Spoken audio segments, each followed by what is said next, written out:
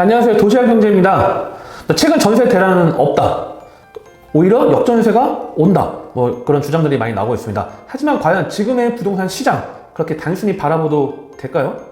오늘은 최근 이 부동산 시장 동향을 토대로 역전세 위기론의 한계와 무주택자 투자자의 향후 전략, 내 집 마련 전략까지 알아보도록 하겠습니다.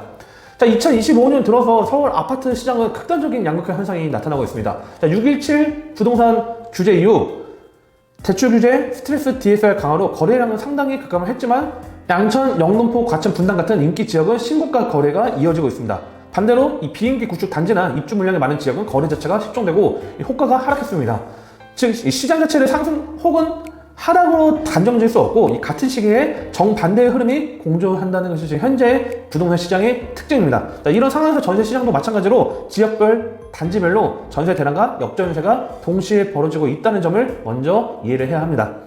자, 일부에서는 임대인들이 의리됐다, 세입자가 나서가면 새 전세를 못 놓는다 이렇게 주장하고 있습니다. 맞는 말처럼 들리긴 하는데 이것만으로 시장 전체를 확대 해석하기는 좀 어렵지 않나 이렇게 보고 있는데요. 강남, 서초, 마포, 분당 등 인기 있는 지역, 또 학군이 좀 탄탄한 지역 같은 경우에는 여전히 전세 매물이 귀하게 좀 자리 잡고 있고 가격이 버티고 있고요. 반대로 지방, 중소 도시나 입주 물량이 많은 지역 또는 노후, 소형 구축이 좀 많은 지역들은 전세 수요가 상당히 줄면서 역전세 위험이 또 나타나고 있습니다.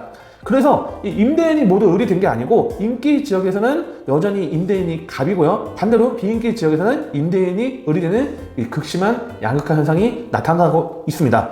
자, 과거에는 임대차법 도입 당시에 전세 대란이 났던 이유는 단순합니다. 이 초저금리 시대와 그다음에 전세 선호가 극도로 높았고요. 계약갱신 청구권으로 매물이 잠기긴 했는데 지금은 상황이 많이 달라졌습니다.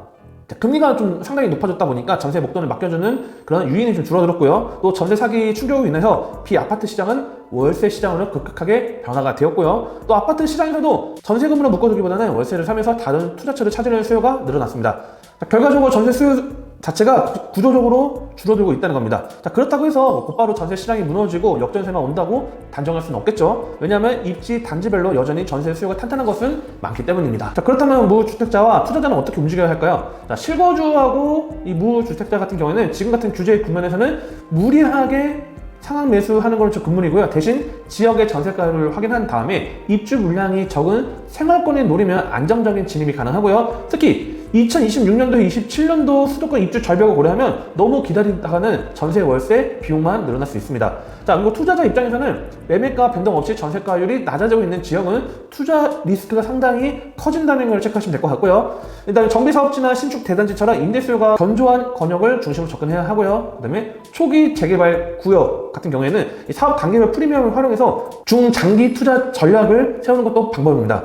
자, 정리를 하면 전세 대란은 없다, 역전세가 온다, 반은 맞고 반은 틀리다고 보는, 어떻게 보면 시장의 절반만 해석했다고 보면 될 것 같고요.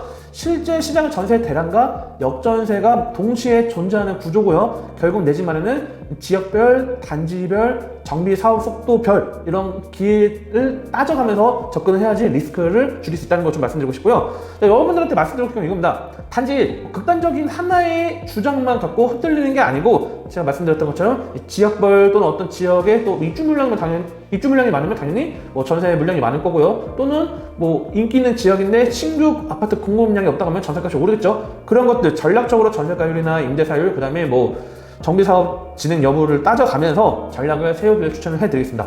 자, 상담이 희망하시는 분들은 언제나 저희 열려있기 때문에 전화 주시면 저희가 친절하게 상담 도와드리고 있고요. 도움이 됐다고 하면 좋아요, 구독, 알림 설정까지 부탁드리고 다음에도 좀 다양한 또 투자 정보 또는 전략적인 정보, 그다음에 투자처까지도 알려드리도록 하겠습니다. 네, 시청해주셔서 감사합니다. 좋은 차를 사기 전에도, 이사를 가기 전에도, 크게 다치기 전에도 항상 미리 대비를 해놓는데 부동산은 왜? 사전 점검 서비스는 부동산 매물을 사거나 짓거나 하기 전에 법률부터 부동산 정보까지 한 번에 미리 대비하는 서비스입니다. 영상에 나오는 연락처로 많은 신청 부탁드립니다. 또 다른 세상을 맞이하라. 낡은 정보를 지워라. 새로운 감각을 익혀라. 변화하는 미래에 맞서라. 편향된 시각을 버리고 얽혀있는 도시 속 독보적인 가치를 쟁취해라. 당신이 만드는 미래의 기회, 도시화 경제.